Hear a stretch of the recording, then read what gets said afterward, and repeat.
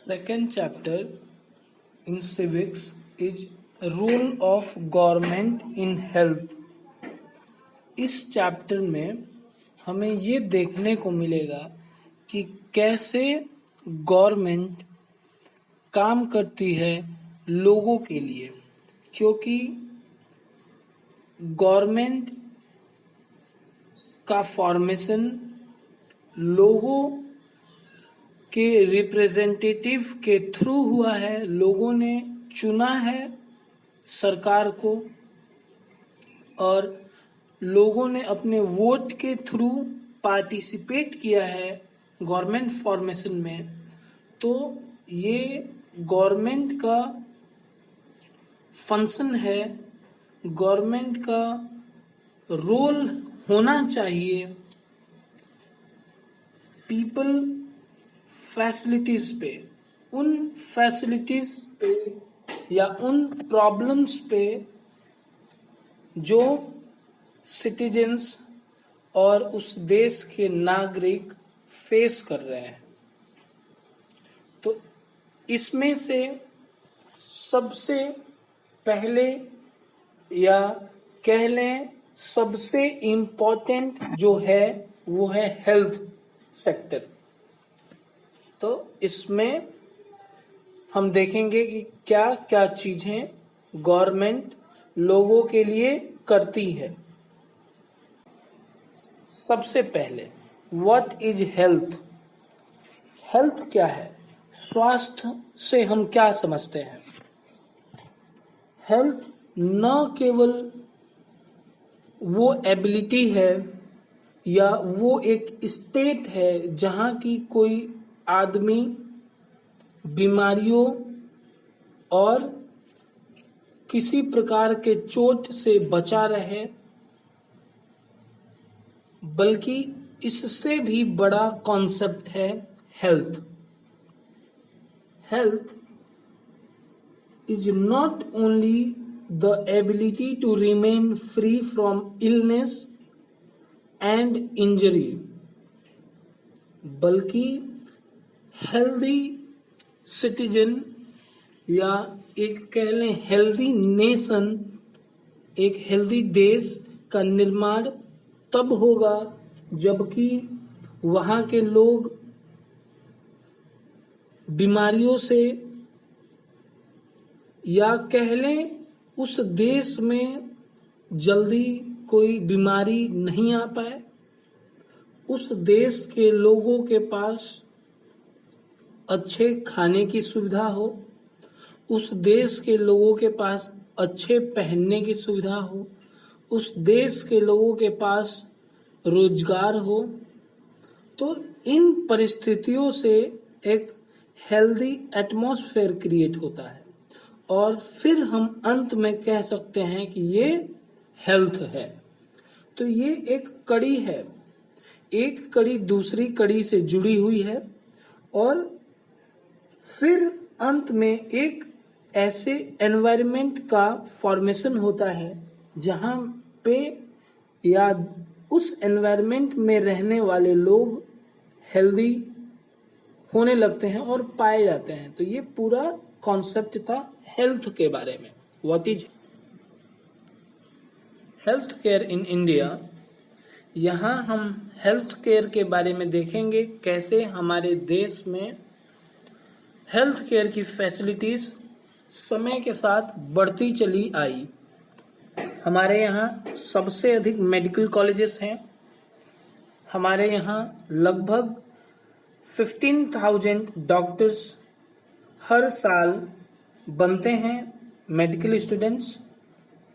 यहाँ पे हॉस्पिटल्स पिछले लंबे समय से हॉस्पिटल्स का नंबर बढ़ते चला आ रहा है, जो कि 1950 में 2717 हॉस्पिटल्स थे इंडिया में और वो आज ईयर 2000 में बढ़ के 18,218 हॉस्पिटल्स में कन्वर्ट हो चुके हैं। यहाँ पे हमारे देश में मेडिकल टूरिस्ट भी आते हैं ट्रीटमेंट के लिए, और इससे हम ये जान सकते हैं कि कैसे हमारे यहाँ की मेडिकल फैसिलिटीज अच्छी हैं कंपेयर्ड टू अदर नेशंस। तो और उसी के साथ हमारा देश विश्व में चौथे स्थान पे है, जहाँ की वो दवाइयों को न केवल बनाता है, उसी के साथ दूसरे देशों में सेल भी करता है। कुछ कमियां भी हैं। कमियों में पहले नंबर पे ये है कि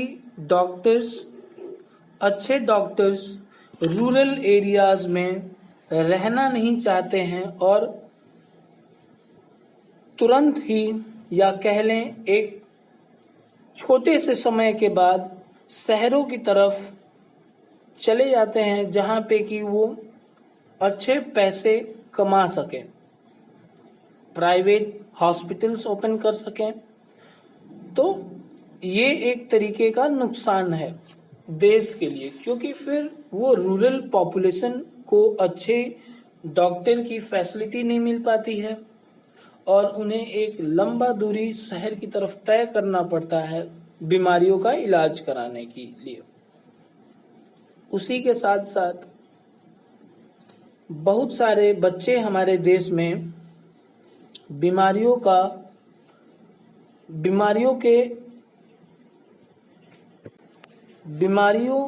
में घिरे पड़े हैं, क्योंकि उन्हें अच्छी खाने की सुविधा नहीं मिल पाती है।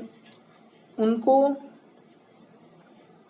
इन बच्चों को क्वालिटी फूड नहीं मिल पाता है, तो वो अंडर नरिश्ड रहते हैं, जिनकी वजह से वो बड़े ही, उनका जो हेल्थ है वो बड़े आसानी से किसी बीमारी को से फाइट बैक करने में असफल रहता है, जिससे कि बीमारियां तुरंत उन्हें अपने गिरफ्त में ले लेती हैं। ये एक केस स्टडी है जो कि हकीम शेख नाम के एक मजदूर पे है, और ये लेबरर मेंबर रहता है पश्चिम बंगाल खेत मजदूर समिति में। और एक दिन इसके साथ एक ट्रेन में एक्सीडेंट हो जाता है, जिसकी वजह से इसको इंजरी आती है हेड में, और हकीम शेख को सरकारी अस्पतालों में इलाज के लिए ले जाया गया होता है, लेकिन इसको किसी भी सरकारी अस्पताल में दाखिला नहीं मिल पाया। पहले अस्पताल में बेड न होने की वजह से दाखिला नहीं मिला, दूसरे अस्पताल में उसको इलाज करने के लिए डॉक्टर्स अवेलेबल नहीं थे। तो ऐसे करते करते उसे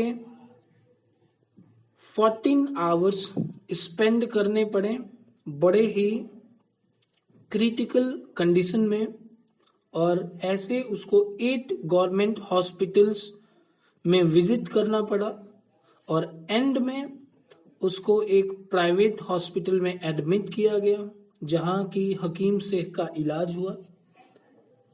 और हकीम शेख गवर्नमेंट हॉस्पिटल के इस एटीट्यूड से नाराज होकर के हकीम शेख और इसकी समिति के लोगों ने सरकारी अस्पतालों पे एक केस फाइल किया कोर्ट में।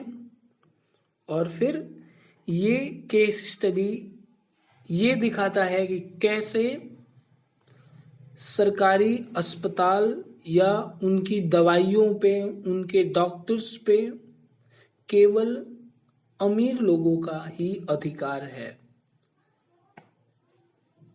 ऐसे मजदूरों का न दवाइयों पे, न डॉक्टर्स पे और न इनकी मदद करने के लिए कोई सरकारी अस्पतालों में तैयार है। अब हमें जो हेल्थ केयर है, हेल्थ केयर हमारे देश में 2 कैटेगरीज में डिवाइडेड है। पहला है पब्लिक हेल्थ सर्विसेज और दूसरा है प्राइवेट हेल्थ फैसिलिटीज। तो बिल्कुल बाय नेम ये क्लियर है कि पब्लिक हेल्थ सर्विस, तो इसमें गवर्नमेंट ने एक ऐसा हेल्थ चेन बना रखा है पूरे देश में, जिसकी मदद से, जिस चेन की मदद से वो एक एक गांव तक अपने प्राइमरी हेल्थ सेंटर के थ्रू पॉपुलेशन के हेल्थ को मॉनिटर कर सकता है और अपने लोगों की परेशानियों को दूर कर सकता है। साथ ही साथ ये गवर्नमेंट की रिस्पॉन्सिबिलिटी है कि इन सिटीजन्स के हेल्थ का ध्यान रखा जाए और उनसे बड़े ही कम पैसे में उनको एक बेहतर इलाज की सुविधा दी जाए। उसी के साथ साथ दवाइयों को भी कम पैसों में लोगों तक पहुंचाया जाए और ये सुविधाएं सरकार दे पाती है क्योंकि लोगों से वो टैक्स कलेक्ट करती है और उस टैक्स को लोगों की या सिटीजन्स कह लें, पॉपुलेशन कह लें, उसके वेलफेयर में इन्वेस्ट करती है। ठीक है, तो और ये हेल्थ केयर ये एक प्राइमरी ड्यूटी में इंक्लूड होता है गवर्नमेंट के, और हमारा संविधान कहता है कि सारे सिटीजन्स का पूरा अधिकार है एक अच्छा और हेल्दी एटमॉस्फेयर मिलना गवर्नमेंट के द्वारा। प्राइवेट हेल्थ फैसिलिटीज, नेम के थ्रू ही हम ये समझ पा रहे हैं कि लिखा है प्राइवेट हेल्थ फैसिलिटीज। फैसिलिटीज का मतलब उन चीजों का मिल पाना जिनके लिए हम पे कर सके, उन सर्विसेज या उन फैसिलिटीज, वो सुविधाएं मिल पाना जिसके लिए पे करने के लिए आदमी योग्य है। मतलब ये फ्री ऑफ कॉस्ट नहीं है या कोई सोशल वेलफेयर नहीं है। अब प्राइवेट हेल्थ केयर में क्या होता है कि जो बड़े डॉक्टर्स होते हैं वो खुद का अपना क्लिनिक, हॉस्पिटल्स बना रखे हैं और उसके थ्रू लोगों का इलाज, न केवल इलाज करते हैं, उसी के साथ साथ वो सारी फैसिलिटीज प्रोवाइड कराते हैं जिसके लिए वो इंसान पूरे पैसे भरने के योग्य है। इसका मतलब कि अस्पतालों में भी वो अपने घरों जैसे आराम से रह सकते हैं, बड़े आसानी से उन्हें उनका एक प्राइवेट वार्ड कह लें, मतलब रूम के तरह उन्हें रहने को एक कमरा दे दिया जाएगा जिसमें उनका सेपरेट इलाज होगा। उन्हें महंगे से महंगी और अच्छी दवाइयों को दिया जाएगा जिससे कि उनकी बीमारी या उनका इंजरी जो भी उन्हें उनका घाव है वो तुरंत ही उसका इलाज हो पाए। और नई नई टेक्नोलॉजीज और मशीनरीज के हेल्प से उनके इलाज को फैसिलिटेट किया जाता है।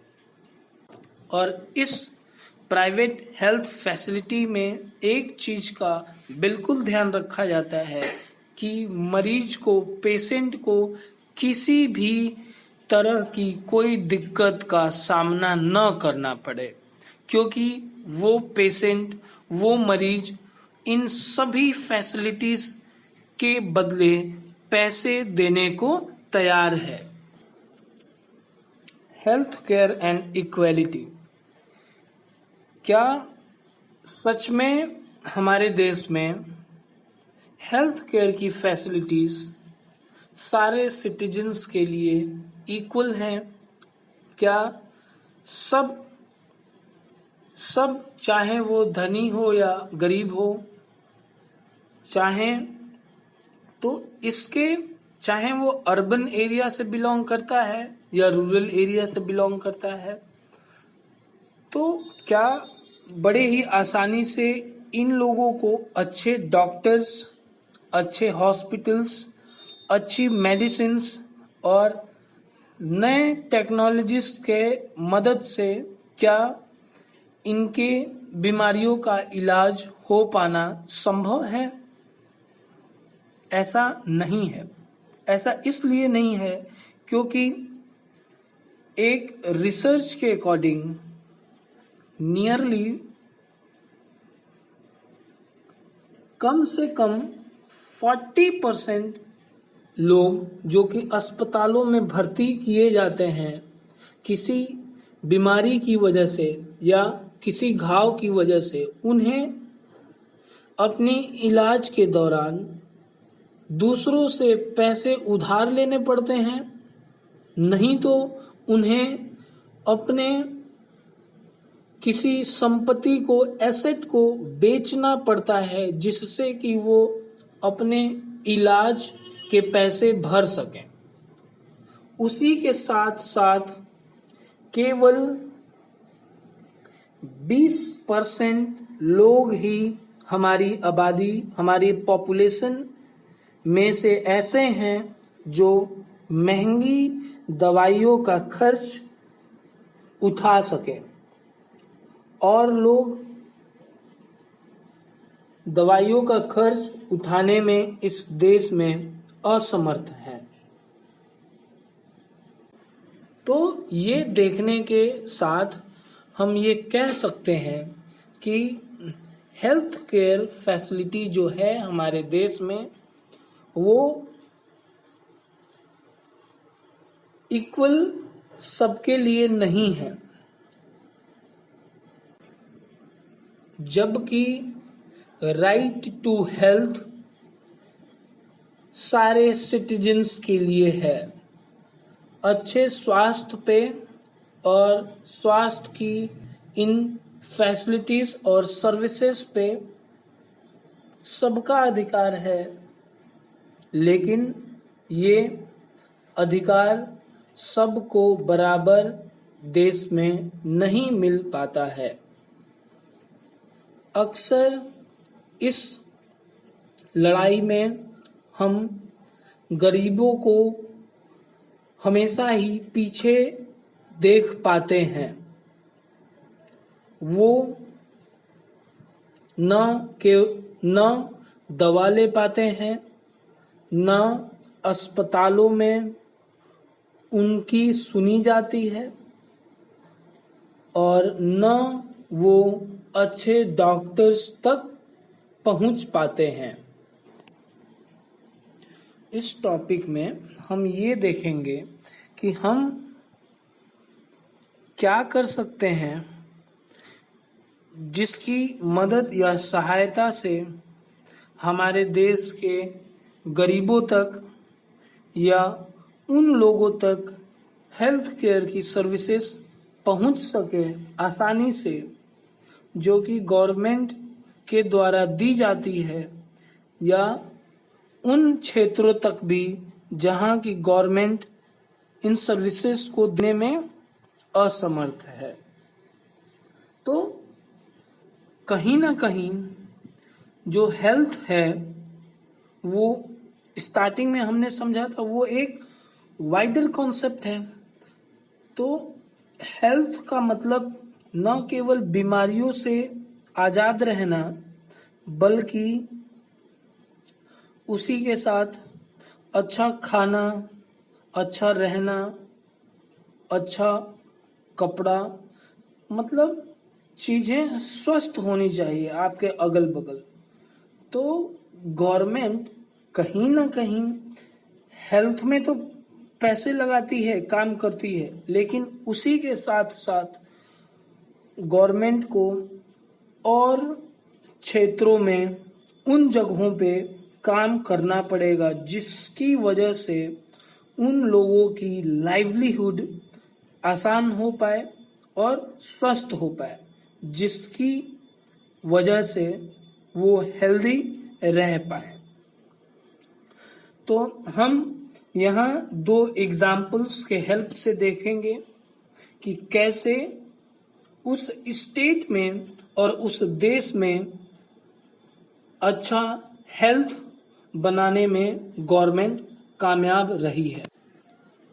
तो सबसे पहले केरला के बारे में हम देखेंगे कि कैसे 1996 में केरला गवर्नमेंट ने अपने स्टेट में कुछ चेंजेस लाई थी, जिनके अकॉर्डिंग उनके बजट का 40% पैसे पंचायत को दिया जाने लगा, जो कि अपने